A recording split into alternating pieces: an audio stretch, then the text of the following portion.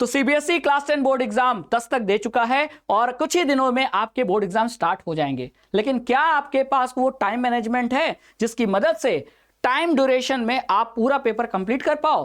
अगर नहीं तो ये वीडियो आपके लिए है। अक्सर बच्चों के पास नॉलेज होता है, बच्चे सब कुछ पढ़ के जाते हैं, फिर भी 3 घंटे में उनका क्वेश्चन अटेम्प्ट नहीं हो पाता, कुछ क्वेश्चन छूट जाता है। तो आपके पास टाइम मैनेजमेंट होना चाहिए, केवल नॉलेज से काम नहीं चलेगा। तो इस वीडियो में वो मैं 3 टिप्स देने वाला हूं जिसकी मदद से आप टॉपर जैसे मार्क्स ला सकते हो बेटर टाइम मैनेजमेंट के साथ। ठीक है, तो आपका ये जो बोर्ड ड्यूरेशन है, बोर्ड एग्जाम का ड्यूरेशन है ये 3 आवर्स का। अब 3 आवर्स में पूरा पेपर अटेम्प्ट कैसे करना है वो मैं 3 टिप्स देता हूं।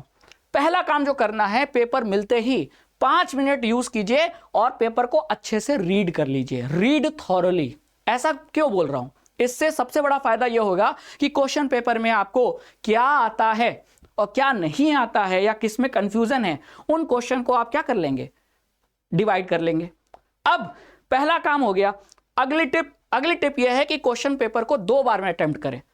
तो जब आपको पहले बार रीड करने पे पता चल गया कि मोस्ट ऑफ द क्वेश्चन आ रहे हैं, उन्हें पहले बार में अटेम्प्ट कीजिए और उनका answer to the point number डाल के लिख लीजिए।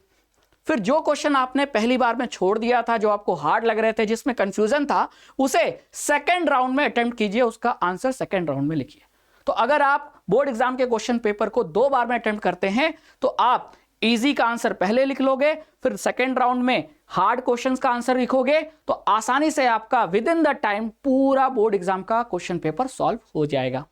फिर सबसे बड़ी बात, जो क्वेश्चन आपने स्किप कर दिया था फर्स्ट अटेम्प्ट में, क्या वो क्वेश्चन छूट तो नहीं गया है? इसे रीचेक करना बहुत जरूरी है। जैसा कि कहने का मतलब यह है कि मैंने क्वेश्चन नंबर 3, 10 एंड 12 स्किप कर दिया था कि मैं बाद में सॉल्व करूंगा। अब मैंने जब बाद में सॉल्व करने गया तो 3, 10 और 12 में से मैंने 3 और 10 को सॉल्व किया, 12 भूल गया। तो अगर आप क्वेश्चन पेपर को रीचेक कर लेंगे कि क्या कोई ऐसा क्वेश्चन तो नहीं जिसका आंसर मैंने नहीं लिखा, तो इससे आप ही का फायदा होगा। हो सकता था वो क्वेश्चन आए और आपसे वो छूट जाए, तो आपका नुकसान होगा कि नहीं। तो थर्ड स्टेप है कि अपने स्किप्ड क्वेश्चन को जरूर रीचेक कर लें और रीचेक करने के बाद इतना इंश्योर कर लें कि आपने सारे क्वेश्चन का आंसर शीट पे लिख दिया है। तो अगर आप ये 3 स्टेप अप्लाई करते हैं तो विद इन द टाइम आपका बोर्ड एग्जाम का पेपर कंप्लीट भी हो जाएगा, जो कि कॉन्फिडेंस देगा आपको अगले बोर्ड एग्जाम के लिए।